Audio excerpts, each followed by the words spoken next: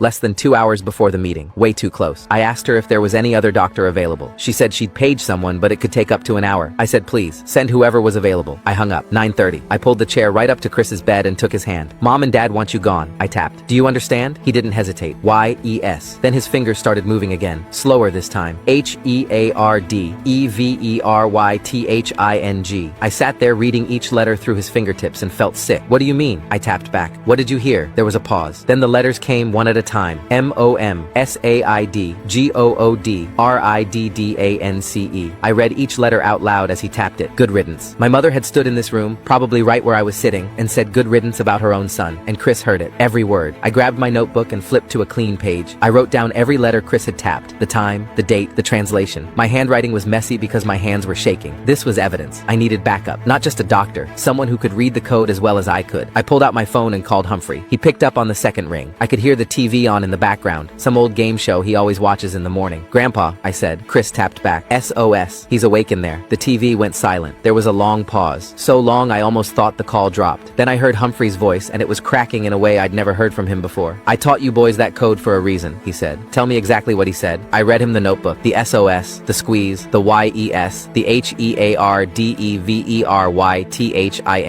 and then the last one. MOMSAIDGOODRIDDANCE. Humphrey didn't speak for a few seconds. When he finally did, his voice was low and hard. I'm getting in my truck right now, he said. Do not leave that room. Do not let your mother or father in that room without me there. I said I wouldn't. He hung up. I checked the time. 9:50. Humphrey lived about 3 hours away. That would put him here around 1 p.m. at the earliest. The meeting was at 2. It was going to be close, but if the doctor showed up soon and the test went the right way, I could build a real case before he even arrived. The minutes crawled. I sat with Chris and held his hand, and every few minutes I'd tap something small, just so he knew I was still there, still here, not leaving. Help is coming. He'd squeeze back each time. Small, but real. About 45 minutes after my call to the front desk, the door opened and a doctor walked in, not the attending. She was younger, maybe early 30s, with a clipboard and tired eyes, a resident doing rounds. She looked at the chart on the wall, looked at Chris, then looked at me like she wasn't sure why she'd been called in. I stood up. I know this is going to sound crazy, I said, but my brother has been communicating with me through Morse code. I need you to watch. She tilted her head, not quite agreeing, but not leaving either. I turned to Chris. Tap if you can hear me, Chris. Nothing. 1 second, 2, 3. The doctor shifted her weight like she was about to leave. I could feel my whole plan falling apart. Come on, Chris. Come on. Then his hand moved. Short, short, short. Long, long, long. Short, short, short. SOS. Clear as a bell. The doctor froze. She was halfway turned toward the door and she just stopped. She turned back around and stared at Chris's hand, then at me, then at the notebook I was holding. She walked over and took it from me, flipping through the pages, the dates, the times, the letters. How long has this been happening? She said. Months, I said. No one would listen. She stared at the notebook for another few seconds. Then she set it down, walked to the phone on the bedside table, and paged the neurologist on call. She spoke quickly, giving Chris's room number, asking for a neurological consult as soon as possible. She used the words possible covert consciousness and consistent patterned motor response. When she hung up, she looked at me. For the first time in months, a medical professional saw what I'd been seeing. She made 2 more calls. Before she left, she looked me straight in the eye. Do not leave his side. It was 11 a.m. The neurologist hadn't arrived. Humphrey was still 2 hours away. The caseworker meeting was still on the books for 2 p.m. The neurologist showed up at 11:40. She came in with a tablet in one hand and a pen behind her ear, like she'd been pulled away from something more important. She was older than the resident, maybe late 40s. She didn't smile. She looked at Chris's chart, then at me, then at the resident's notes clipped to the bed rail. Walk me through what's been happening, she said. So I did. I told her about Humphrey teaching us Morse code when we were 9. The months of sitting by Chris's bed tapping into his palm. The twitches nobody believed were real. The notebook I'd been keeping since day 1. I showed her the notebook. She flipped through it slowly. Then she set it down. Show me, she said. I took Chris's hand. Chris, this is a doctor. She's here to check on you. Tap if you can hear me. For a second nothing happened and I felt that same awful lurch. Then Chris tapped. Short, short, short. Long, long, long. Short, short, short. SOS. The neurologist watched his hand. She didn't freeze like the resident did. She watched very carefully, like she was measuring something. I'm going to try something, she said. Chris, I want you to